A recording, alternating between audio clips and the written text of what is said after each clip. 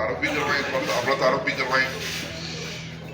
جی السلام علیکم. میرا نام حکیم سبحان اللہ مومن خان دواخانہ اسلام آباد سے, اور گلوبل ہیلتھ نیوز کے نام سے میں ایک پلیٹ فارم چلاتا ہوں جس میں مختلف قسم کے ریسرچز وغیرہ کرتا ہوں. میرا کام زیادہ تر ریسرچ کا ہے.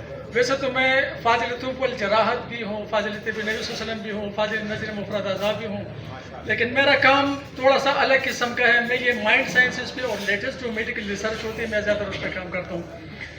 یہ تو رضوان شاہ صاحب کی میں صحبت سوچ رہا تھا کہ میں ہاتھ دیکھنے کے اپنے مطلب میں 1000 روپے فیس لیتا ہوں. اپنے مطلب پہ ہاتھ دیکھنے کے میں 1000 روپے فیس لیتا ہوں, اور رضوان شاہ صاحب نے پوری کتاب 800 روپے میں آپ کو دے دی. میں صبح اس بات پہ حیران ہوں کہ دیکھیے 800 روپے میں وہ آپ کو. اچھا پھر اس طرح تھا کہ جب یہ میڈیکل پامسٹری کے بارے میں یہ چیز یورپ ممالک میں اور جو دوسرے باہر ممالک اس میں باقاعدہ ڈاکٹرز لوگ چلا رہے ہیں, لیکن جب پاکستان میں پہلی بار میں نے اس کو پیش کیا تو پھر لوگوں نے کہا کہ یہ تو نجوم ہے. میرے پاس جب کوئی مریض آتا تھا میں اس کو کہتا تھا کہ ہاتھ دکھا, وہ تھوڑا سا حیران ہو جاتا, بھائی آپ نجوم ہی ہیں, حکیم ہے. میں نے کبھی بات اس طرح ہے کہ دیکھیں جس طرح حکماء حضرت, اور میں آپ کو ایک چیز یہ بھی بتا دوں کہ یہ کوئی تشخیص کا حتمی ذریعہ نہیں ہے. یہ نہیں, نبض کی اپنی جگہ پر اہمیت ہے, قارورہ کی اپنی جگہ پر اہمیت ہے, زبان کی اپنی جگہ پر اہمیت ہے, لیکن یہ بھی جو ہاتھ دیکھنا نا, یہ ہاتھ یہ بھی ایک ذریعہ. جس طرح زبان ہے, یہ آنکھیں, ایک بندے کو یرکان ہو جاتا ہے اس کی آنکھوں میں پیلاٹ آ جاتی ہے, تو پھر یہ ہاتھوں کی لکیروں پہ اور ہاتھوں کی ہتھیلیوں میں سے ہم اندازہ لگا سکتے. میں آپ کو ایسا سے بتاتا ہوں ابھی. پھر اس کے بعد میں نے ان لوگوں کو بتایا کہ بھائی اچھا, پھر لوگوں نے مجھے آزمانا شروع کر دیا. میں جدھر بھی میڈیکل پامسٹری کی بات کروں لوگ مجھے ہاتھوں کی تصویریں بھیجیں.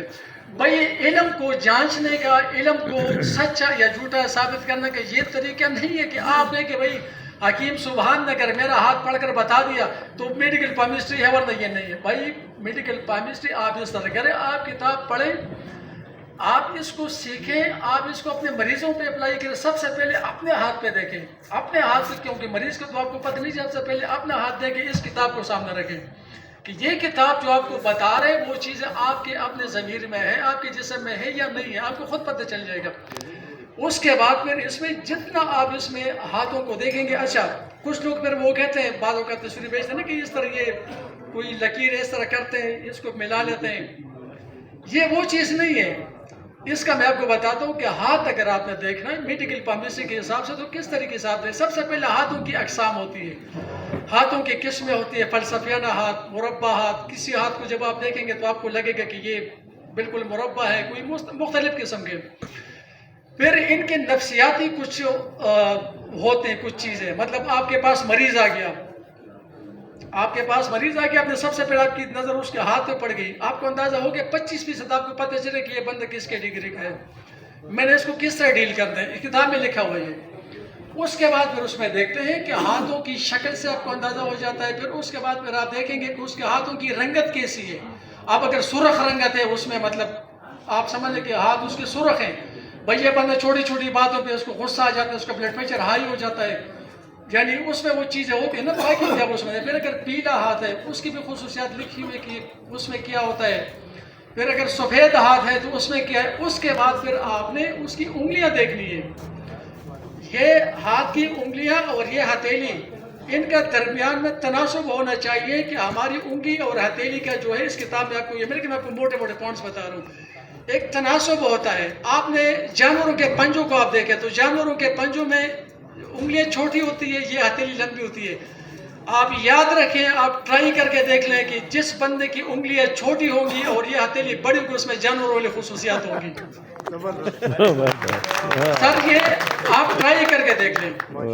اس کے بعد پھر اس طرح ہوتا ہے کہ اس میں اس چیز کو بھی دیکھنا پڑتا ہے. پھر جب ہم ہاتھ اس طرح کھولتے ہیں اس میں دیکھتے ہیں کہ اس میں درمیان میں یہ کتنا گیپ کتنا ہے. ان دو انگلیوں کے درمیان فاصلہ ہے, آزاد طبیعت ہے لیکن فری مائنڈ ہے, ہر کسی کی بات سنتا ہے. ٹھیک ہے. اچھا بعض اوقات یہ ہوتا ہے کہ ایسی ہوتی ہے انگلیاں, بھائی وہ بندہ جو نا وہ ہمیشہ غم میں پریشانی میں ان چیزوں میں ہوتا ہے. یہ سارے اس میں آپ کو اس میں ملے گا. پھر انگوٹھا جب آپ نے ہاتھ اس طرح کھولتے ہیں, انگوٹھا آپ کا کس طرح ہوتا ہے, یہ قائمہ زاویہ جو بناتا ہے 90 ڈگری کا زبردست انگوٹھا ہوتا ہے. کچھ لوگوں کا ایسے ہوتا ہے, فضول خرچ ہوتے ہیں, خیالات کے بھی فضول خرچ, کچھ پھر ایسے ہوتے ہیں.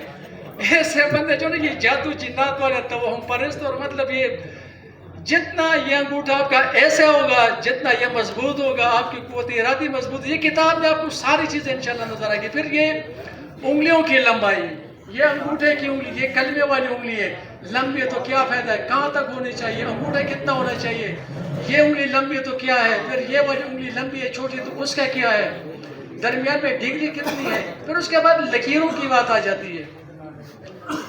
یہ زندگی کی لکیر ہے، یہ دل کی لکیر ہے، دماغ کی لکیر ہے، یہ دل کی لکیر ہے۔ اچھا پھر کچھ لوگ اکثر یہ بھی کہتے ہیں کہ بھائی جن کے ہاتھ نہیں ہوتے، بھائی ہاتھ نہیں ہوتے تو اس کے ہاتھ نہ دیکھو نا، ضروری تو نہیں کہ اب جس کے ہاتھ نہیں ہے کہتے ہیں قسمت ان کی بھی، تو ہم قسمت کی بات نہیں کریں، میڈیکل پامس تقدیر کے ساتھ کوئی تعلق اس کا نہیں ہے۔ کسی کو نوکری ملتی ہے، کسی کا بچہ ہوتا ہے، کسی کی شادی ہوتی ہے، نہیں ہوتا، ہمارا اس کے ساتھ تعلق نہیں ہے، ہمارا تعلق خط زندگی کے ساتھ۔ اب ایک چیز یہ بھی میں آپ کو بتا دوں کہ کچھ لوگ کہتے ہیں کہ یہ زندگی کی لکیر چھوٹی ہوتی ہے تو اس کی زندگی کم ہوتی ہے، کسی کی لمبی، بھائی یہ بات نہیں ہے، زندگی اور موت اللہ کے ہاتھ میں ہے، اس میں چھوٹی بڑی کا پھر جب آپ دیکھیں گے تو وہ ہوگا، اس سے آپ کی زندگی کے بارے میں پتہ چلتا ہے، اس سے آپ کے دماغ کے بارے میں پتہ چلتا ہے، اس سے آپ کے دل کے بارے میں پتہ چلتا ہے، یہ خط صحت سے۔ اچھا میں آپ کو ایک چھوٹا سا ابھی ٹیسٹ کراتے ہیں، باقی بیماریوں پر ہم نہیں جاتے، ہاتھ ابھی نہیں اٹھانا، صرف سن لے، فیٹی لیور کا اگر کوئی مریض ہے ہاتھ نہ اٹھائیں،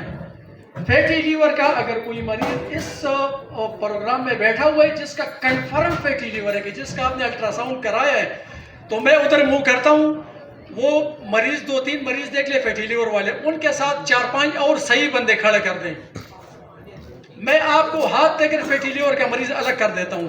ایک چیز میں یہ بھی بتاؤں، دعویٰ نہیں ہے، چیلنج نہیں ہے، بڑی بات سے توبہ، بڑی بات سے توبہ، چیلنج نہیں ہے، دعویٰ نہیں ہے، مطلب یہ ہو سکتا ہے کہ آپ لوگ اس کو پڑھیں، آپ لوگ مجھ سے بھی بڑے بن جائیں، میں تو ابھی سیکھ رہا ہوں، مجھے زیادہ نہیں پتا، لیکن میں فیٹی لیور کا مریض آپ لوگ دیکھ لیں، کوئی 2-3 فیٹی لیور کے مریض دیکھ لیں، 3 بندے جن کو فیٹی لیور کنفرم ہو، جن کا ٹیسٹ میں آیا ہوا ہو، ان کے ساتھ آپ 4 بندے الگ کھڑے کر دیں، اور کھڑے کر دیں، 4-5 بندے کھڑے کر دیں، میں کوشش کروں کہ آپ کو ان کے ہاتھ دے کر فیٹی لیور والے مریض الگ کر دوں۔